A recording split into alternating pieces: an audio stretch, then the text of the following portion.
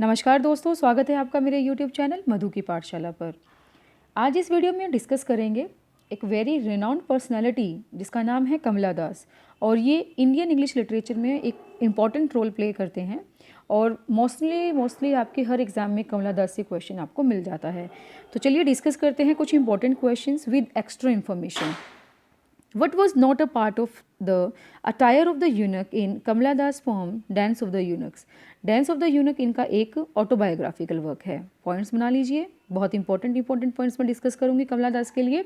तो autobiographical work कौन सा है इनका? डांस ऑफ द यूनक्स है। ठीक है, ये पॉम है, इन्हीं के द्वारा लिखी गई है, ऑटोबायोग्राफिकल है और ज़्यादातर ये मूड जो है इसका मेलनकली का मूड इसके अंदर उन्होंने रखा है। ठीक है, तो ये जो पोम है इसके अंदर कौन सा इसका पार्ट नहीं है? White skirts, heavy silver jewellery, jingling anklets and green tattoos on the cheeks. तो इसमें सेकंड आंसर हमारे पास करेक्ट रहेगा, हैवी सिल्वर ज्वेलरी। अब आपको चारों ऑप्शंस जरूर पढ़ने हैं क्योंकि क्वेश्चन जरूरी नहीं है कि आपका सेम इसी तरीके से पूछा जाए, आपका डिफरेंट करके भी पूछा जा सकता है। जैसे कि विच of the followings were the parts of the attire of the eunuchs. तो वो जो यूनक है उसके कौन कौन सी चीज़ें वो कैरी करता है, मतलब ठीक है, थर्ड जेंडर जो होता है वो होता है यूनक। ठीक है, तो वो कौन कौन से करता है? वाइट स्कर्ट्स, तो आपसे ए बी करके क्वेश्चन भी दिया जा सकता है। ठीक है, देन बोथ ए बी करके या नन ऑफ दीज करके। तो आपको चारों ऑप्शन जरूर पढ़ने हैं। किसी एक स्टूडेंट ने मुझे बोला था कि आप चारों ऑप्शंस क्यों पढ़ती हैं, हम देख सकते हैं स्क्रीन पे, दैट वाज वेरी रूड।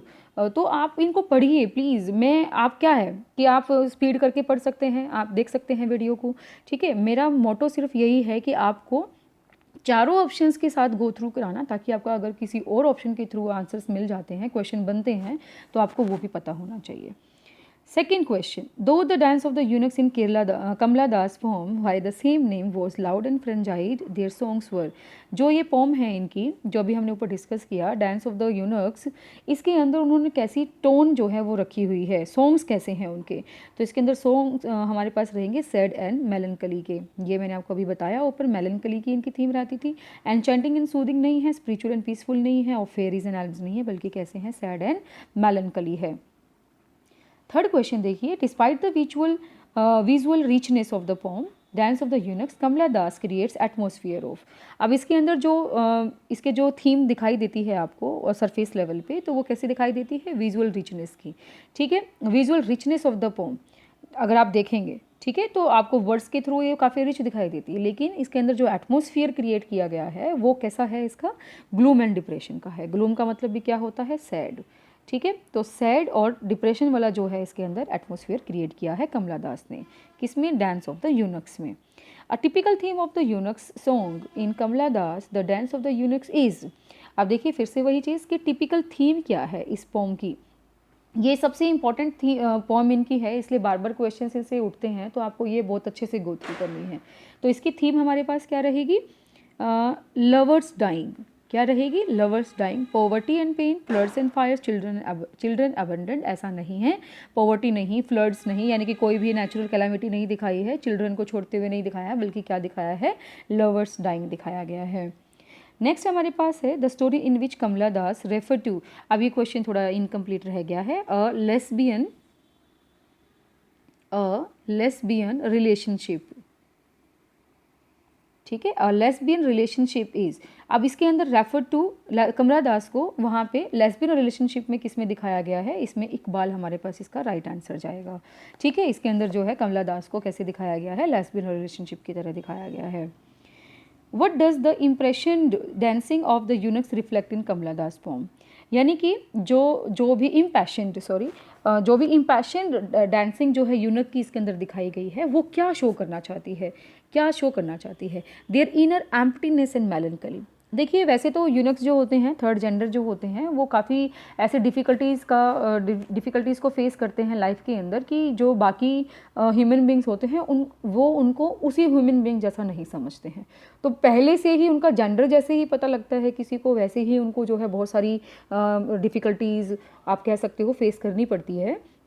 तो उसी चीज़ को जो है फोकस करके कमला दास ने ये पोम लिखी है, और वहाँ पे ये बताया है कि उनका जो इम्पैशन्ड डांसिंग होती है वो एक्चुअल में क्या शो करती है, क्या रिफ्लेक्ट करती है, कि वो अंदर से खोखले हैं, यानी कि उनका अकेलापन है। ठीक है, मेलनकली, वो सैड है। खोखला इन द सेंस ये नहीं कि उनके इमोशंस नहीं है, उनके भी इमोशंस हैं, लेकिन उनके इमोशंस जो हैं उनको उतना डेवलप नहीं होने देते हैं सोसाइटी के अंदर, तो वो अपने अंदर जो है खालीपन महसूस करते हैं, देयर इनर एम्प्टीनेस एंड मेलनकली।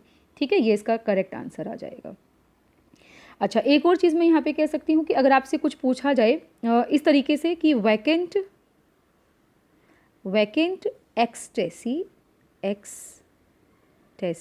तो ये भी हमारे पास इसमें पूछा जा सकता है। ठीक है, रिफ्लेक्टेड वैकेंट एक्सटेसी और एंड मेलनकली, इस तरीके से भी इसको पूछा जा सकता है। चलिए, नेक्स्ट क्वेश्चन है, in the poem dance of the eunuchs where were the eunuchs dancing. अब ये क्वेश्चन आ गया हमारे पास कि इनको कहाँ पे जो है डांस करते हुए दिखाया गया है। जो हमारे पास कह सकते हो प्लेस जो लिया गया है वो कहाँ पे लिया गया है, ये आ जाएगा beneath the fiery Gulmohar tree.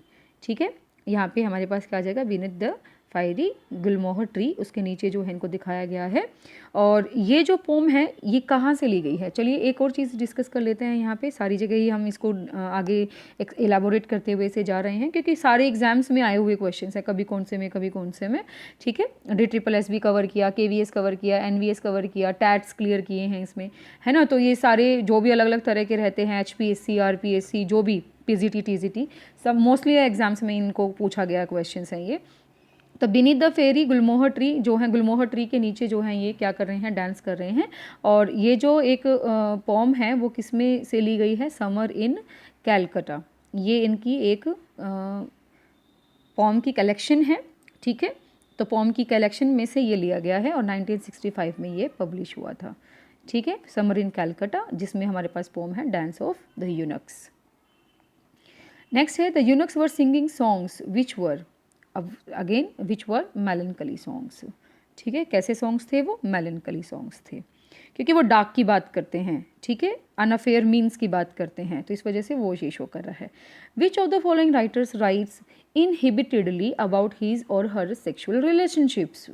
वैसे तो ये बड़ी बोल्ड लेडी मानी जाती है कमला दास, और इन्होंने जो है अपने लाइफ टाइम में इसी तरीके के आप कह सकते हो स्टेप्स उठाए जो एक नॉर्मल लेडी जो है उठाने से बहुत 4-5 बार क्या 10-100 बार 1000 बार सोचेगी।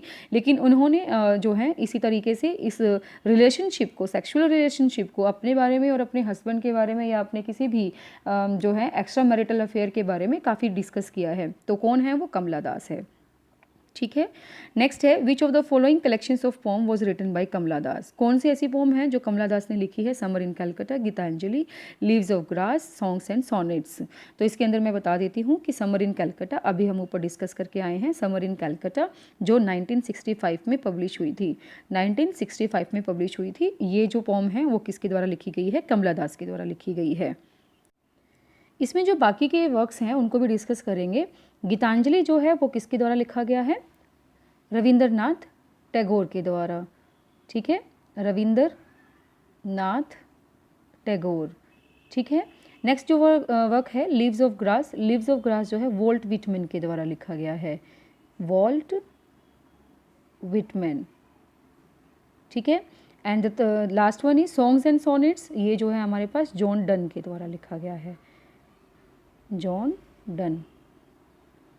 ठीक है, ये हमारे पास डी है, तो जॉन डन के द्वारा इसको लिखा गया है, सॉन्ग्स एंड सोनेट्स। तो ये भी आप ध्यान रखेंगे। नेक्स्ट देखिए, who among the following writers did recently change his और हर रिलीजन। यानी कि ये उस टाइम का क्वेश्चन है जब इन्होंने रिलीजन अपना चेंज किया था, तो इनमें से हम कमला दास की ही बात कर रहे हैं, तो आप इजीली इसको फाइंड आउट कर सकते हैं। लेकिन जब हमारे पास मिक्सअप आता है लिटरेचर, उस टाइम थोड़ा रिकॉल करना मुश्किल हो जाता है। इन्होंने जो है अपना धर्म चेंज कर लिया था। ये मुस्लिम जो है रिलीजन अपनाने वाली जो है एक राइटर रही हैं, तो कमला दास इसका आंसर आ जाएगा। नेक्स्ट क्वेश्चन है, कमला दास डाइड इन द ईयर। कमला दास जो है वो कौन से ईयर में उनकी डेथ हो गई थी, ये हमारे पास रहेगा 2009। ठीक है, नेक्स्ट है, the mother tongue of Kamala Das was. Kamala Das जो है वो कौन से लैंग्वेज से बिलोंग करती है, आप कह सकते हो कि जो इनकी रेजिडेंशियल लैंग्वेज है वो कौन सी रहती है, वो हमारे पास रहेगी मलयालम।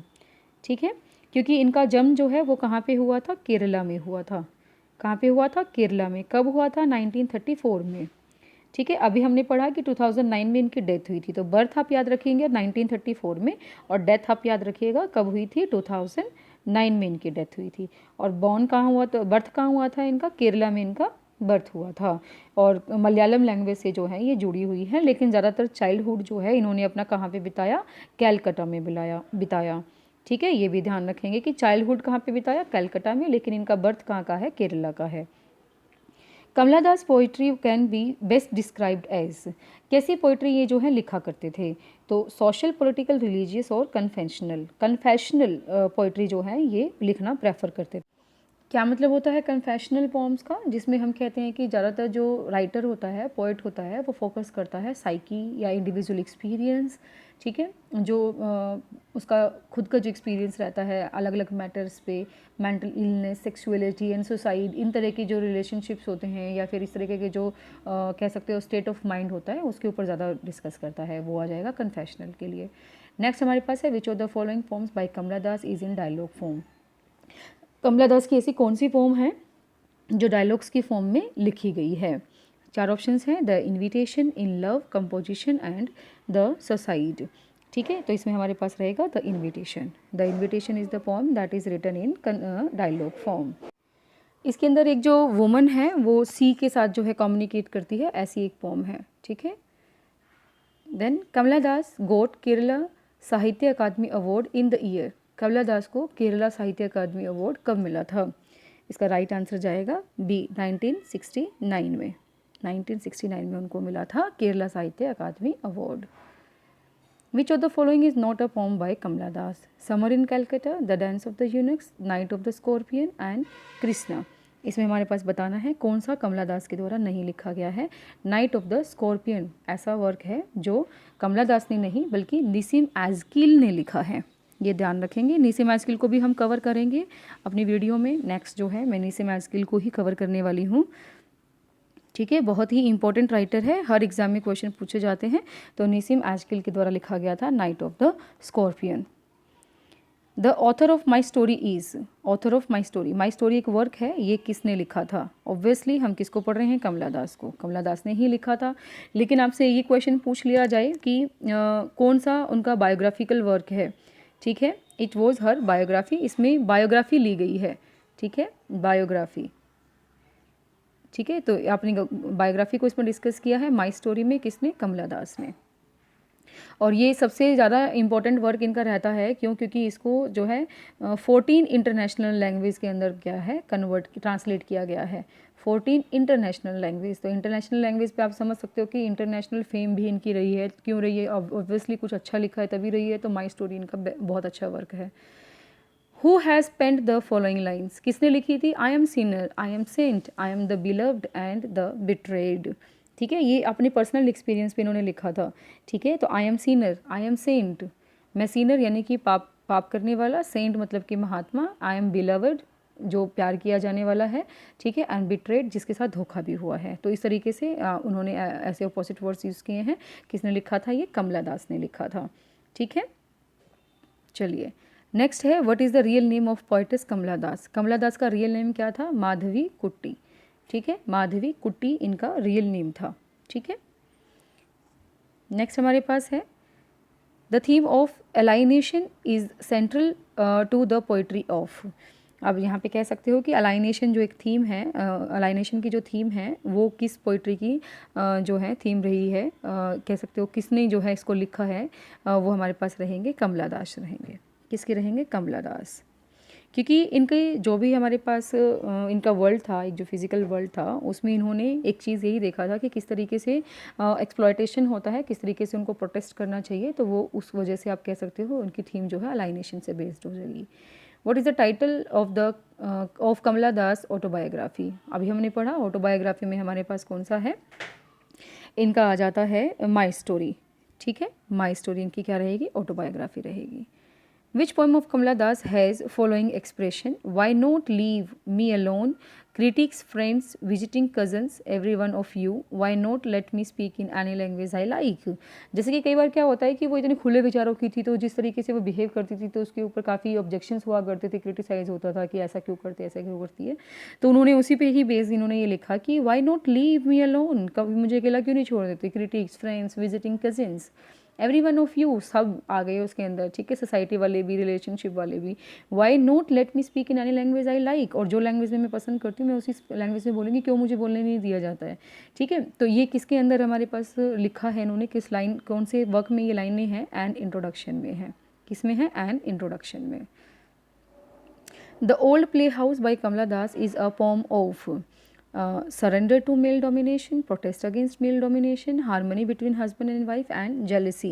The Old Playhouse जो है हमारे पास, ऑब्वियसली मैं आपको बता रही थी, ये काफ़ी प्रोटेस्टिंग नेचर की रही हैं मेल के लिए, तो प्रोटेस्ट अगेंस्ट मेल डोमिनेशन, ये इसके बेस हो जाएगा, the old play house. I am every woman who seeks love. These lines are from the poem by, ठीक है। एंड ये जो है I am every woman who seeks love, यानी कि जैसे एक नॉर्मल वुमन होती है जो हर कोई चाहती है कि मुझे भी कोई प्यार करे, है ना, तो एक जो हस्बैंड है उनसे, अपने फादर से, मदर से, ब्रदर से, आप जब कह सकते हो कि आपके फैमिली मेम्बर से जब वो चाहती है कि हमें भी कोई प्यार करे, तो वो जो है वो कमला दास ने लिखी है ये लाइन। और किस वर्क में ये लिखी गई है, सेम हमारे पास आ जाएगा एन इंट्रोडक्शन। इंट्रोडक्शन अभी हमने किया कि ऊपर हमारे पास इनका एक जो वर्क था एन इंट्रोडक्शन, ठीक है, जिसके अंदर उन्होंने लिखा था कि why not leave me alone वाला, ठीक है। तो इसी तरीके से I am every woman who seeks love, तो ये वर्क आ जाएगा एन इंट्रोडक्शन में, written by Kamala Das. The dance of eunuchs has been written by Kamala Das, मैं इसको डिस्कस नहीं कर रही हूँ। Who is the author of summer in Calcutta, again Kamala Das हमारे पास रहेंगे author, summer in Calcutta. When was Kamala Das born, अब आ गया ये क्वेश्चन हमारे पास कि कमला दास जो है वो कब पैदा हुए थे, तो ये आ जाएगा 1934 में। और अगर स्पेसिफिक करना चाहें तो ये हो जाएगा 31 मार्च, ठीक है, 31 मार्च 1934 में इनका बर्थ हुआ था और 2009 में इनकी डेथ हुई थी। नेक्स्ट देखिए, who is the author of the volume of poems the descendants. आपने यहाँ पे क्या याद रखना है, द डिसेंडेंट्स को याद रखना है। हम कमला दास को पढ़ रहे हैं, नो डाउट वो तो आपको रहेगा ही, लेकिन आपसे ऑप्शंस में पूछ लिया जाए काफ़ी सारी पोम्स लेकर के, तो आप डिसेंडेंट्स को ध्यान रखेंगे। डिसेंडेंट्स पोम जो है वो लिखी किसके द्वारा गई हैं, कमला दास के द्वारा लिखी गई हैं। Who among the following later embraced Islam, यानी कि जिसने इस्लाम को ले लिया था, बाद में ग्रहण कर लिया था, वो हमारे पास कौन है, कमला दास हैं। कौन है, कमला दास हैं। इसमें हमारे पास एक और चीज़ आप डाल सकते हैं कि जब इन्होंने इस्लाम लिया था तब इनकी एज कितनी थी, at the age of 65। At the age of 65 इन्होंने जो है इस्लाम को जो है अडोप्ट किया था, एम्ब्रेस किया था, ठीक है। और कब किया था, 1999 में किया था, 1999 में किया था इन्होंने, ठीक है। चलिए, और फिर इस वजह से इनका नाम जो है वो क्या हो गया था, कमला सुरैया हो गया था। ये भी आप याद रखेंगे, बहुत इंपॉर्टेंट है। कमला, KAMALA, कमला सुरैया, SURAYYA, कमला सुरैया। और ये श्रीलंका में जो एक कोई मिनिस्टर थे उनके साथ उन्होंने शादी की थी, फिर बाद में उन्होंने उसको छोड़ भी दिया था, काफ़ी कॉम्प्लिकेशंस हो गए थे रिलेशनशिप में। The old playhouse and other poems was written by, the old playhouse अभी हमने पढ़ा था, एंड द अदर पोम्स जो हैं वो किसने लिखी है, कमला दास ने लिखी है। नेक्स्ट हमारे पास है the theme of dominates of poetry of Kamala Das. हमारे पास ज़्यादातर जो थीम्स थी कमला दास की पोइट्री की वो कैसी रहती है, लव पोम्स रहती हैं, ठीक है, लव पोम्स। चलिए, यही हमारे पास 32 क्वेश्चंस हमने डिस्कस किए हैं कमला दास से रिलेटेड। आई होप कि आपको वीडियो पसंद आई होगी, नोट्स भी आपने साथ के साथ बनाए होंगे। तो इसी तरीके की, और अगर आप किसी राइटर पे वीडियो चाहते हैं तो आप कमेंट बॉक्स में डाल सकते हैं, जिस भी राइटर पे आप डिमांड करेंगे। I will try my level best to make videos on those particular writers. Thank you very much for being with us. Thank you.